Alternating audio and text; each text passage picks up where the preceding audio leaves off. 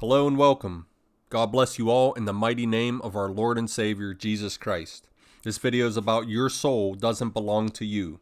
I hear peoples and celebrities saying things about selling their soul to the devil, so I'd like to address what they are saying. I will read some holy scriptures to show where my points are coming from, then I'll go through and explain everything. Your souls are not your own to sell, so let's start at Ezekiel 18:4. Ezekiel 18:4. Behold, all souls are mine, as the soul of the Father. So also the soul of the Son is mine. The soul that sinneth, it shall die. 1 Corinthians 6:19. What? Know ye not that your body is the temple of the Holy Ghost which is in you, which ye have of God, and ye are not your own? Matthew 16:26. For what is a man profited, if he shall gain the whole world and lose his own soul? Or what shall a man give in exchange for his soul? Matthew 10:28. And fear not them which kill the body, but are not able to kill the soul, but rather fear him which is able to destroy both soul and body in hell. Psalms 23:3. He restoreth my soul. He leadeth me in the paths of righteousness for his name's sake. Acts 2:41. Then they that gladly received his word were baptized, and the same day there were added unto them about 3,000 souls. Luke 15:12. And the younger of them said to his father, Father, give me the portion of goods that falleth to me. And he divided unto them his living. Luke 15:13. And not many days after the younger son gathered all together and took his journey into a far country, and there wasted his substance with riotous living. Luke 15:21. And the son said unto him, Father, I have sinned against heaven, and in thy sight, and am no more worthy to be called thy son. Luke 15:24. For this my son was dead, and is alive again. He was lost, and is found. And they began to be merry. Hebrews 9:15. And for this cause he is the mediator of the New Testament, that by means of death, for the redemption of the transgressions that were under the first testament, they which are called might receive the promise of eternal inheritance. 1 Peter 1:4. To an inheritance incorruptible and undefiled, and that fadeth not away, reserved in heaven for you. Romans 6:23. For the wages of sin is death, but the gift of God is eternal life through Jesus Christ our Lord. In Ezekiel 18:4 and 1 Corinthians 6:19, we find out that our souls do not belong to us, they belong to God. So we have no right nor authority to sell something that doesn't belong to us. We cannot sell our souls to the devil because we don't own them to sell. Selling your soul is a lie that the devil wants you to believe. Because if you believe you sold your soul and he will not give it back, then you cannot receive salvation. And this is a lie. The devil wants you to think he will have authority or ownership if you sell your soul. But he cannot even buy it because you cannot sell it. When people say they sold their soul, all they really sold was an illusion. And really they didn't sell an illusion. They traded it. They traded the devil. He gave them a lie, and they gave him the illusion of their soul. In Matthew 16:26, this exchange is explained. What shall a man give in exchange for his soul? Your soul is part of what gets you your inheritance of eternal life from God, and you don't own it. It's a gift given to you by God.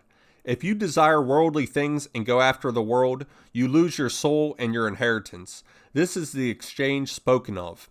You can have the things of this world, fleshly sins, or you can have your soul restored by God. You cannot have both.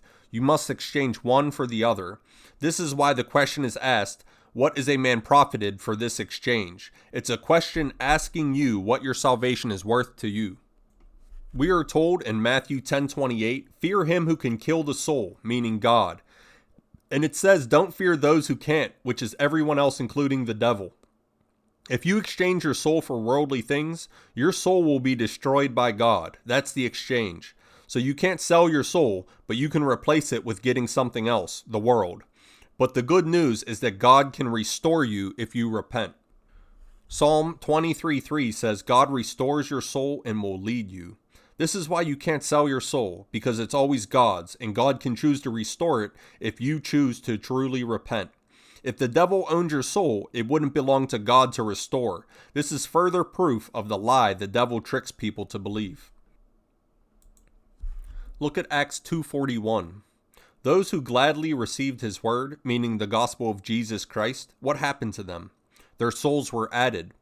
If you repent and accept Jesus Christ as your Lord and Savior, your soul is restored and added to the souls that will receive eternal life and not be destroyed. If you think you sold your soul or lost it, the Holy Bible tells you God can restore it. It's not lost permanently or sold to anyone. The story of the prodigal son is a great example of this exchange. The parable of the prodigal son, told by Jesus, is in the book of Luke, chapters 15, verses 11 through 32. In Luke 15:11, the son asked the father for his inheritance, which the son didn't own and the son would only receive after his father's death. In this parable that Jesus told, the Father is God. Our inheritance is eternal life, the gift of salvation, but we need a restored soul to receive our inheritance. The son thinks his real inheritance is the portion of goods that he would get, the worldly things, but it wasn't.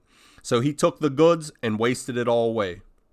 The son then realizes that the worldly things did not help him, and in Luke 15:21, he goes back to his father. He repents, admits he sinned, and asks to be his servant. That way he can live, because before he was desperate, starving, and most likely would have died.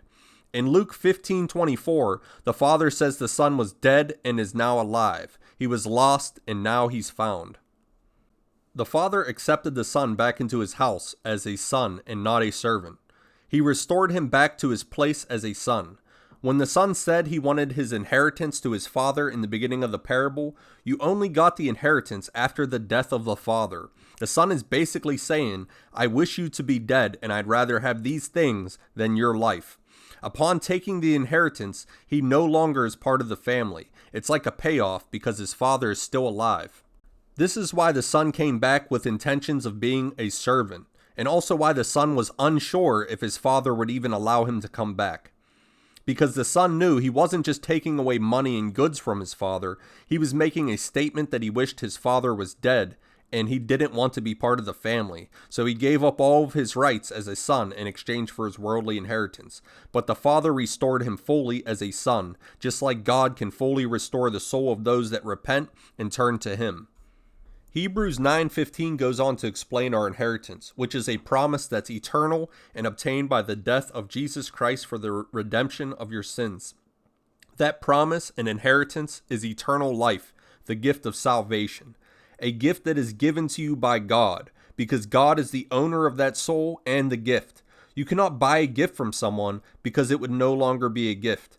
And you cannot sell your soul because God already has plans to restore it and give it to you as part of your gift of salvation. If you decline the gift, he destroys it. You cannot sell it to anyone else because you declined it. When do we get this gift? 1 Peter 1:4 tells us the gift is reserved in heaven for us.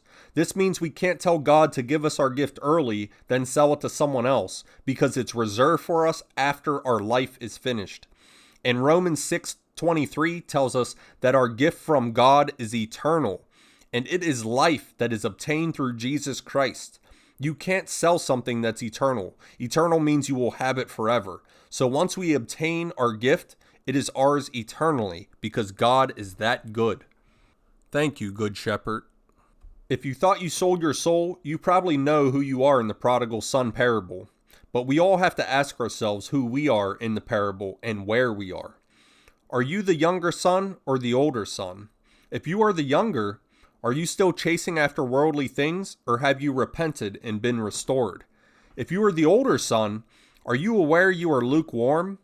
With the younger son, it was easy to see he was cold, but the older son was lukewarm, and he thought he was doing everything correct, but he didn't want his brother to be welcomed back.